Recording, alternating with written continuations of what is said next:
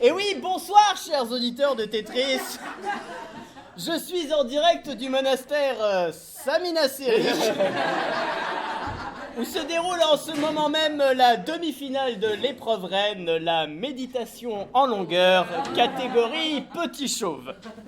À l'instant, une énorme surprise, puisque le précédent concurrent, pourtant un favori, Guru Karamapa Rinpoche, vient de se faire éliminer par les juges, en effet, alors qu'il venait de s'asseoir en tailleur pour entamer la partie figure libre de sa méditation. Eh bien, il s'est crispé, s'est levé en hurlant, avant d'aller péter la gueule à son équipementier, le magasin de vêtements bio, le comptoir du Chanvrier, au motif que sa nouvelle robe fournie par le sponsor, spécialement conçue pour cette compétition, lui donnait, je cite, l'impression de chier dans une râpe à fromage.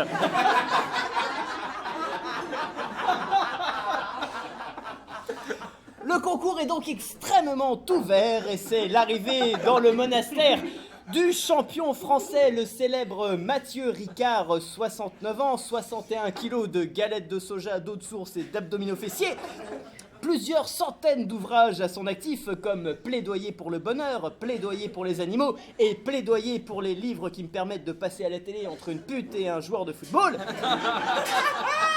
Il salue son public, enlève cérémonieusement sa tunique aux couleurs de son sponsor, la pommade de préparation H. Puis il s'installe et va maintenant commencer la partie figure imposée. Voilà, il ferme les yeux. Il commence une très très belle inspiration. Les juges sont visiblement sous le charme. Voilà, maintenant c'est l'expiration qui arrive, toujours très très propre.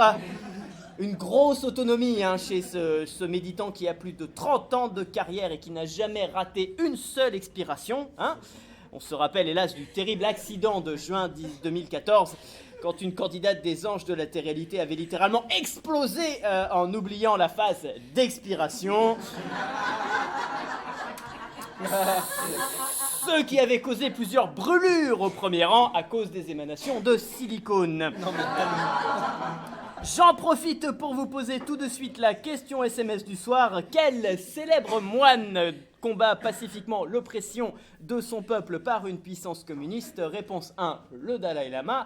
Réponse 2, Chuck Norris. Vous envoyez ding au 81 500 plus votre réponse. Alors que le regard du champion semble se tendre un peu, nous approchons nos caméras et oh là là, énorme retournement de situation fait de jeu rarissime. Un moustique serait en train de tourner autour de Mathieu Ricard. Est-ce que ce petit animal va le perturber dans cette démonstration?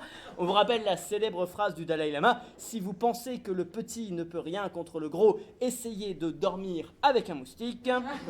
On se rappelle que le président de la firme Monsanto lui avait répondu: rien à foutre, j'ai toujours du bégon vert.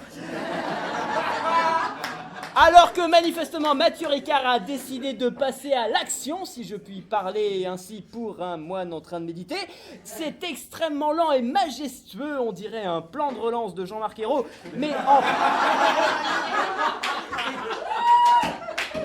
en beaucoup plus déterminé et en plus vif. Oui, c'est magnifique, sans ouvrir les yeux à aucun moment, en conservant une pleine conscience de ses mouvements et avec une grâce hallucinante pour un petit gros chauve qui n'a pas fait une pompe depuis 30 piges, il saisit un exemplaire de son ouvrage Plaidoyer pour les plantes vertes, 450 pages, 25 € aux éditions du Nil, et de l'autre main le premier tome de sa série Plaidoyer pour les insectes pubiens, 543 pages, 25 € aux éditions du Nil, et toujours sans ouvrir les yeux, ce qui est impressionnant, il dirige les deux livres vers le moustique en vol stationnaire devant ses yeux.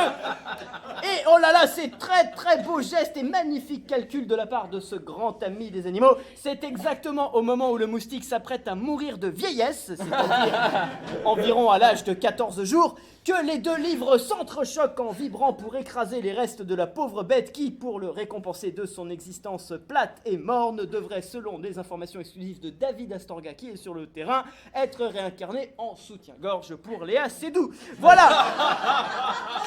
Les juges sont debout, le public est debout, il n'y a que Ricard qui reste assis comme un con à s'écouter souffler. Cela nous promet encore de belles heures de direct. Je vous rends l'antenne, ici le monastère, à vous Tetris.